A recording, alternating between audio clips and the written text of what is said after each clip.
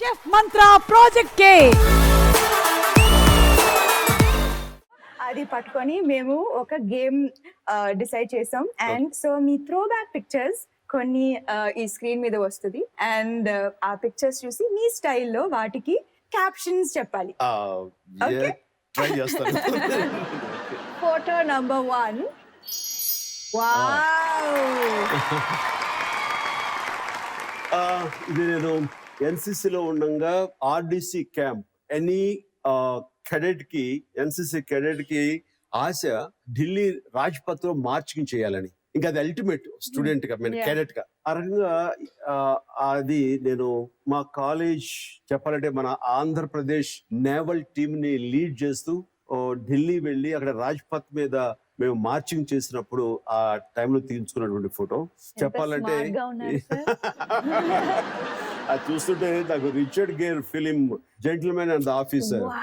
ఎందుకంటే క్యాప్షన్ అంటూ అడిగితే నేను క్యాప్షన్ గా a disciplined soldier. a disciplined soldier.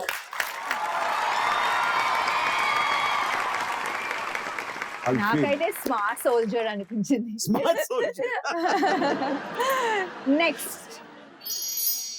Wow. అప్పుడు దీనికి నా క్యాప్షన్ చెప్పండి. Little megastar. ఆటిట్యూడ్ చూడండి. నేను అంటాను యాంగ్రీ యంగ్ బాయ్. ఎందుకు చాలా కోపం ఉన్నా స్టిల్ అప్పుడు చాలా కోపంగా చూస్తాను. ఎందుకు తెలుసా, మీరు కొంచెం కిందకి వెళ్తే కాళ్ళకి షూస్ లేవు, చెప్పులు లేవు. నాకు చెప్పులు కావాలి, నేను రాను. లేకపోతే స్టూడియో కానీ అప్పట్లో గొడవ చేస్తుంటే నాన్న బూట్లు వేసుకున్నారు, నువ్వు వేసుకున్నావు, నాకు లేదు అంటుంటే నాకు గొడవ. పర్లేదు రా, ఎవరు చూస్తారని. ఇప్పుడు చూడండి ఎన్ని లక్షల మంది చూస్తున్నారు. నాకు అప్పుడు చాలా కోపం. చేతికి కాళ్ళకి బూట్ లేవు, చెప్పులు ఏమి లేవు, బాగా బొంగమూతి పెట్టుకుంటూ స్టిల్ దిగారు. అందునే యాంగ్రీ యంగ్ బాయ్ అంటారు. ఏంటో గొడవ ఇదండి. అంటే మీరు అడిగిన దానికి వైజాగ్ గొడవకి కొనసాగింపుగానే చూడాలి. సీజన్ 2 ఇది. ఈ సీజన్ 2 అనుకోండి. ఇది అన్స్టాపబుల్ 2 లాగా అన్స్టాపబుల్ 2. అదేంటంటే ముందు వైజాగ్లో ఆపేశారు. సో ఇలాగే ఇదే కారులో నేను బయటకు వస్తానంటే ఆ పోలీస్ అధికారి ఎవరో రాకూడదు, ప్రజలకు అభివాదం చేయకూడదు, హోటల్లో కూర్చుంటేనేమో హోటల్ నుంచి బయటికి రావద్దు అంటారు. ఇట్లా బాగా ఇబ్బందులు పెట్టేశారు. చేతిలో పోద్దంటారు కొద్ది రోజులు, కొంతసేపు వచ్చి హోటల్లో ఉండకూడదు. అలా 4 గోడల మధ్య బంధించేశారు. సరే కింద మీద పడడం, వచ్చాం, విజయవాడ వచ్చాం, అది అయిపోయింది. తర్వాత మళ్ళీ ఇప్పటం గ్రామం మార్చి 14 ఆవిర్భావ సభకి, జనసేన ఆవిర్భావ సభకి స్థలం ఇచ్చిన గ్రామీణ రైతులు పాపం ఇచ్చారని చెప్పి నేను అనేదంటే వాళ్ళకి ఎవిక్షన్ నోటీస్ అంటే ఏమంటుందండి, మీరు వైలేషన్ చేశారు, ఎవిక్షన్ నోటీసులు ఇచ్చారు. వాళ్ళకి సడన్గా కన్వీనియంట్గా గుర్తొస్తాయి ఎవిక్షన్ నోటీస్ ఆ పర్టికులర్ గవర్నమెంట్కి. నాకు ఇవ్వకపోతేనేమో వాళ్ళు గోడలు కొట్టేవాళ్ళు కాదు. నాకు ఇచ్చారు కాబట్టి గోడలు కొట్టేశారు. అసలు నేను వెళ్ళి చూద్దాం అంటే నాకేముండిందంటే పాపం మన కోసం నిలబడ్డ రైతులు మన వాళ్ళు ఇబ్బంది పడ్డారని చెప్పి పలకరింపుకి వెళ్తానంటే వెళ్ళలేము.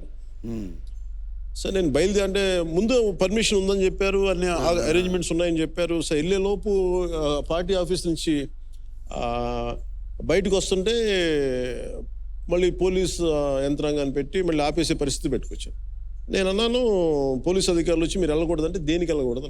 నాకు డెమోక్రసీలో as a party head or any ఇండివిజువల్గా even as all the more as a party head నేను వెళ్ళి పరామర్శించడం అనేది నా ప్రాథమిక హక్కు. అది మీరు ఆపలేరు. మీరు వెళ్తే గొడవలు చేస్తారంటే నేనేం గొడవలు చేసి, వాళ్ళు గొడవలు చేసి, వాళ్ళు తప్పులు చేసి వాళ్ళు అరిచే పరిస్థితిలో ఉంది. ప్లీజ్ నన్ను వెళ్ళనివ్వండి అన్నాను. పాదయాత్రలో జరిగిన గొడవలు దీనికి ఎందుకు వస్తాయి? నేనన్నాను నేను అంత బాధ్యతగా మాట్లాడతాను, మీరు ఇబ్బంది లేదు అని చెప్పి మీరు ఇబ్బంది పెడతారంటే పోలీసు ఫోర్స్ అంతా వచ్చి ఆపేయడానికి ప్రయత్నం చేస్తే ప్రాబ్లం ఏమవుతుందంటే పోలీసు అధికారులతో మనం చేస్తే కేసు అవుతుంది. అధికారి అంటే నువ్వు డ్యూటీకి ఉన్న అధికారి మీద చేసావు అంటే నేనేం చేసి చేతులు ఇలా కట్టుకొని ముందుకెళ్దాం పదండి, కొడితే 4 దెబ్బలు కొడతారు పదండి, రక్తాలు కారితే కారినాయి. సో నా తర్వాత రోడ్డు మీద వెళ్ళాను. రోడ్డు మీద నడవద్దంటారు. కారులో వెళ్ళకూడదు, కారులోంచి బయటికి రాకూడదు, రూమ్లో ఉండకూడదు, రూమ్లోంచి బయటికి రాకూడదు, కిటికీ దగ్గరికి వెళ్ళకూడదు, నడవకూడదు, ఈ రూమ్లోంచి బయటికి వెళ్ళకూడదు, పరామర్శించకూడదు, రోడ్ల మీద నడవకూడదు. అంటే ఇంకా నాకు మొట్టమొదటిసారి చాలా కాలం తర్వాత కొంచెం తిక్కు వచ్చింది అది.